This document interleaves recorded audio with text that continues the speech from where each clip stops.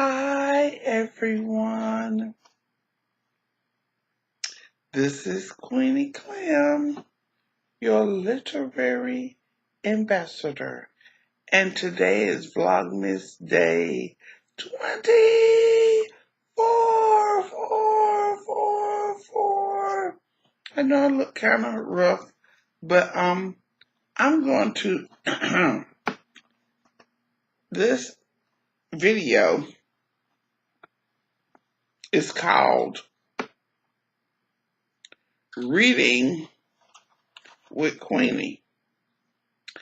And I hope you like my story. It's called Addy's Surprise, a Christmas story. And it's by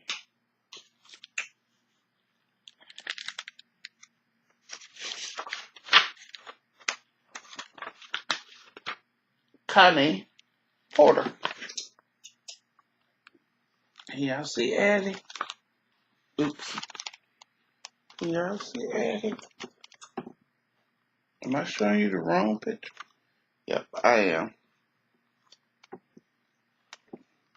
There she go. I'm sorry, y'all. That's Addy. All right. Let's get started on Addy's story. Chapter 1 is Winds of Winter. Addy Walker knew that winter had come to Philadelphia. Even before she opened her eyes, an icy wind whistled through the crack in her window. Mommy had just gotten up and let a puff of cold air in the bed when she lifted the heavy blanket.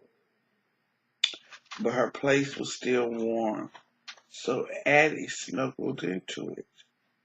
Mommy's gentle voice called to her, "Addy, honey, I need your help over here. Snow's coming right in through the window." Addy peeked out from under her quilt. Even in the dim, gray light of morning, she saw Mama straining to close the window. Its panes were white with frost. A little pile of snow had built up on the windowsill, and more snow had blown across the floor. "I'm coming, Mommy," she says. Addy crawled out of bed and shivered over to the window to help Mommy. Together they pulled down the window, struggling to close it, but the window wouldn't budge. "Go get the rags next to the window. Go get the rags next to the stove," Mommy said. Addy got the rags and returned to Mommy. "Help me stuff these in the crack," Addy said, Mommy, as she poked the rags between the window and the sill. "Stuff them good. They all we got to keep the wind from coming in." Addy put one cold foot on top of the other to try to warm up her feet. "Can we light the stove this morning, Mommy?" she asked. "It's so cold in here." "No, honey," Mommy says. "We just got enough coal to last us the week if we use it only for cooking supper." She smiled at Addy and gave her a quick, warm hug. "Now you wash up and get ready for school. And hustle, you hear? Then you won't feel the cold so bad." Addy splashed cold water from the basin over her face and dressed quickly, dancing around in her stocking feet. She waited to put on her boots until the very end. They were still wet from the puddle she had stepped in on her way home from school yesterday. Though she had set them by the stove last night, The fire hadn't been warm long enough yet to dry them out. Addy wrapped her shawl around her shoulders and sat at the table to eat cornbread Mama had set out for her. She crumbled it in a bowl and poured buttermilk over it. As she sat, she spied at a pile of fabric folded neatly on Mama's chair with a spoon of thread and a pair of scissors on top. "You was up late again sewing, Mama, wasn't you?" asked Addy. "I got to finish this dress for Mrs. Howard," answered Mama. "Mrs. Ford says Mrs. Howard is real particular." Mommy unfolded the fabric and squinted at one of the seams she had sewn last night. "It's hard to see my stitches by candlelight. We sure do need a lamp." "How much we got saved for it?" asked Addy. "Can I count the money in the milk bottle again?" Mommy nodded. "Sure you can," she says. "But I ain't put nothing in it since you counted it last week." "I put my tips in last Saturday, Mama," Addy said proudly. "I got 2 big tips when I delivered them dresses to Social Hill for Mrs. Ford." "That's good," Addy said, Mama. She reached into her hiding place behind the stove, picked up the milk bottle, and handed it to Addy. Addy turned the bottle upside down and shook it so that the coins poured out. Then she carefully counted the pennies, half dimes, and dimes. "We got $1.57, announced Addy. "Well, that ain't enough for a lamp," said Mama. "Guess we're gonna have to wait a little longer. Just hope I don't have to pull them stitches out of one of them seams in that dress." Addy finished her breakfast and washed her bowl and spoon in the bucket of water that stood by the stove. Then she sat down so Mommy could brush and braid her hair. She looked at the thick folds of green and yellow plaid taffeta that lay over the chair next to her. "Them rich girls sure got pretty dresses," said Addy. "Sure do," said Mommy. "Isabella Howard's gonna wear that one to some fancy Christmas party." "Remember last Christmas, Mommy?" asked Addy. She thought back to last year when she and Mommy were on the plantation with Poppy and her brother Sam and baby sister Esther. Master Stevens gave us a real skinny chicken. Sam wouldn't even eat it after you cooked it. He was mad because of how we worked. He said one chicken could make up for a whole year of work, but I was hungry, and I ate it. "I remember," Mom said, "but Sam ate my sweet potato pudding. He liked it, that." "And Papa did too," Addy said. Sweet potato pudding was Papa's favorite. He always said so. He always... Addy stopped. She and Mama didn't even know where Papa and Sam were. They had to leave baby Esther behind when they ran away from the plantation. She missed Poppy and Sam and Esther so much. Mommy seemed to know just what Addy was feeling, and as she started to braid Addy's hair, she says, "I'm gonna make some pudding for Christmas again this year. We'll take it to the church dinner." Aunt Lula taught me to make it. I'm sure she's gonna make it again this year, too.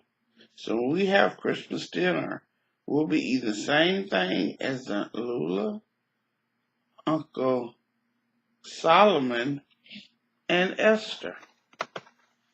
I wonder what Esther's Christmas is going to be like, worried Addy. Well, Aunt Lou and Uncle Samuel ain't going to have to work on Christmas, so they can be with her all day long, said Mommy.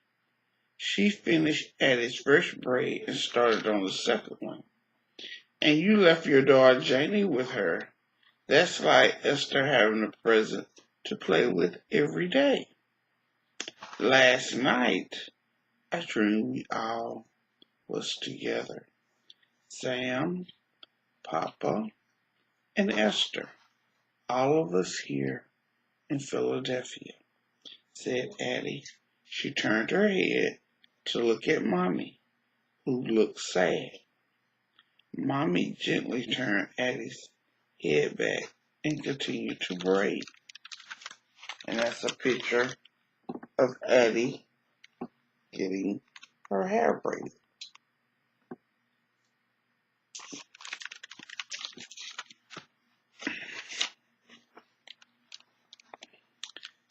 It ain't gonna be just like a dream, Mommy.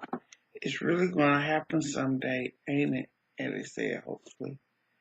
Ain't we all gonna be together someday? Someday, honey. Someday. That dream keep me going. That and your bright face. Mommy finished the second braid and leaned over to kiss the top of Addy's head. On the way to school that morning, Addy asked her friend Sarah what Christmas was like in freedom. Sarah described the celebration at church. I hope it's going to be like that. I hope it's going to be like last year, said Sarah.